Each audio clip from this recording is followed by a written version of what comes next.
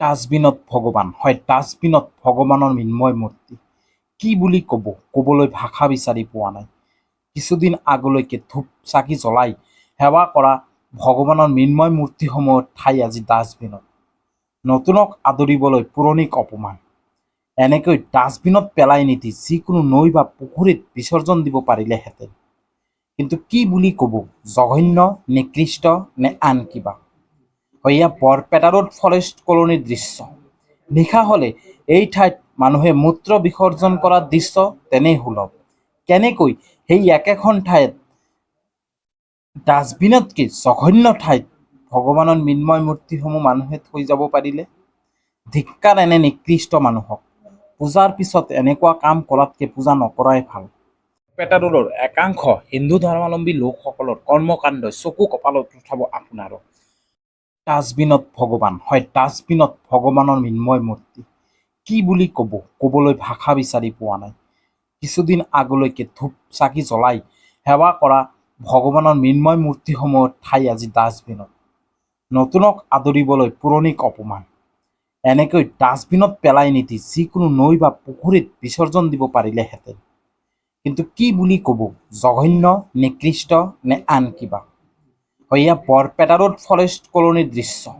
নিশা হ'লে এই ঠাইত মানুহে মূত্ৰ বিসৰ্জন কৰাৰ দৃশ্য তেনেই সুলভ। কেনেকৈ সেই একেখন ঠাইত ডাষ্টবিনতকৈ জঘন্য ঠাইত ভগৱানৰ মৃন্ময় মূৰ্তিসমূহ মানুহে থৈ যাব পাৰিলে? ধিক্কাৰ এনে নিকৃষ্ট মানুহক। পূজাৰ পিছত এনেকুৱা কাম কৰাতকৈ পূজা নকৰাই ভাল। এই ক্ষেত্ৰত হিন্দু জাগৰণ মঞ্চ বৰপেটা জিলাৰ বিষয়ববীয়াসকলৰ মন্তব্য আছে আমাৰ সৈতে। আমি সেয়া আপোনালোকক শুনাবলৈ যত্ন কৰিম।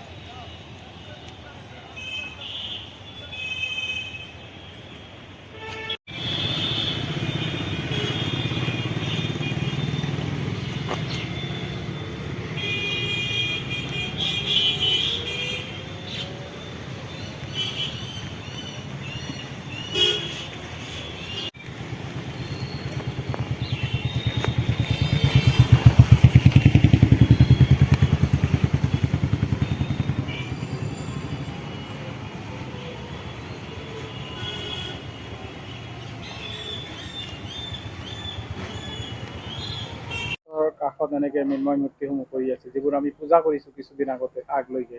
সেই মূৰ্তিসমূহ এতিয়া ৰাজপথত পৰি আছে অৱহেলিত হৈ। কেতিয়াবা আমি পৰিলক্ষিত কৰিছোঁ বেয়া ডাষ্টবিনতো পৰি থকা পৰিলক্ষিত। কি ক'ব? গোটেই প্ৰত্যেক বছৰ আমি দেখা পাইছো যে বিশ্বকৰ্মা পূজাৰ আগত আগৰ যিসমূহ মূৰ্তিসমূহ থাকে গোটেই বছৰ পূজা কৰাৰ পাছত সেই মূৰ্তিসমূহ অনাদৰে এনেকৈ ৰাজপথত পেলাই থৈ যায়। এই মূৰ্তিসমূহ ৰাজপথত পেলাই থলে বিভিন্ন জীৱ জন্তু স্পৰ্শ কৰিব পাৰে। আমি ইয়াৰ পূৰ্বে আমি হিন্দু জাগৰণ অসম বৰপেটা জিলাৰ তৰফৰ পৰা তথা আমি উমাৱতী আশ্ৰমৰ তৰফৰ পৰা বেকী নদীৰ পাৰত বিভিন্ন ব্যক্তিয়ে বৰপেটা ৰোড অঞ্চলৰ যিসমূহ ঘৰত থকা যিবিলাক মূৰ্তি থাকে তেওঁলোকে এনেকৈ নদীৰ পাৰত পেলাই ৰাখিছিল। আমি ৰাইজৰ সহযোগত সেই মূৰ্তিসমূহ বিসৰ্জন দিছোঁ। আমি প্ৰত্যেকটো গোটেই হিন্দু সমাজক আমি আহ্বান জনাওঁ যে ভৱিষ্যতে যাতে এই ধৰণৰ ভুল আমি কৰিব নালাগে। আৰু প্ৰত্যেককে আমি অনুৰোধ জনাইছো ৰাজপথৰ কাষত বা ডাষ্টবিনত পেলাই নাৰাখি যিকোনো নৈত বা পুখুৰীত বিসৰ্জন দি দিলে কথা নাথাকে। আমি অনুৰোধ জনাইছো যে যিসকল ব্যক্তিয়ে মানে তেওঁলোকৰ এই মূৰ্তিসমূহ ৰাজপথত ৰাখিছে তেওঁলোকে যাতে নিজে নিজে নিজে দায়িত্ব লৈ সেই মূৰ্তিসমূহ যাতে বিসৰ্জন দি দিয়ে, এইটো আমি অনুৰোধ জনাইছো। এইটো একচুৱেলি এক ধৰণৰ মানে বেয়া সংকেত দিয়ে না। এইটো এটা বেয়া হয়, এইটো তাৰমানে আমি এনেকে অনাদৰে আমি পেলাব নালাগে। কাৰণ কিছুমান মানে আমাৰ এটা বিশ্বাস আছে, মানে আমাৰ জনসমাজত যে কিছুমান মূৰ্তি আছে যে এইবিলাক মানে বিসৰ্জন নহয় বুলি এটা মানে অন্ধবিশ্বাস আছে বুলি মই ভাবো। তো এই কাৰণে কিছুমান মূৰ্তি আছে, সেই মূৰ্তিসমূহ তাৰমানে এই মানুহে কি কৰে মানে ৰাজপথত বা নদীৰ পাৰত পেলাই থৈ দিয়ে, কিন্তু এইটো এটা অনুচিত। কাৰণ মূৰ্তিসমূহ যদি এনেকে ৰাখি দিয়ে তেতিয়া বিভিন্ন ধৰণৰ এটা মানে বেয়া কিবা হ'ব পাৰে এই মূৰ্তিসমূহৰ কি লগত। আহ্বান জনাব আজিৰ এই মই আহ্বান জনাই আছো যে যিসমূহ ব্যক্তিয়ে ভুল কৰি এই কামবিলাক কৰিছে, বিভিন্ন দোকান আছে, বিভিন্ন মানে ইণ্ডাষ্ট্ৰি আছে, গেৰেজ আছে, তেওঁলোকৰ যি মানে মূৰ্তিসমূহ ৰাজপথত পেলাই ৰাখিছে, মই তেওঁলোকক অনুৰোধ জনাও যে তেওঁলোকে নিজে দায়িত্ব লৈ এই মূৰ্তিসমূহ ওচৰত বেকি নদী আছে তাতে যাতে বিসৰ্জন দি দিয়ে।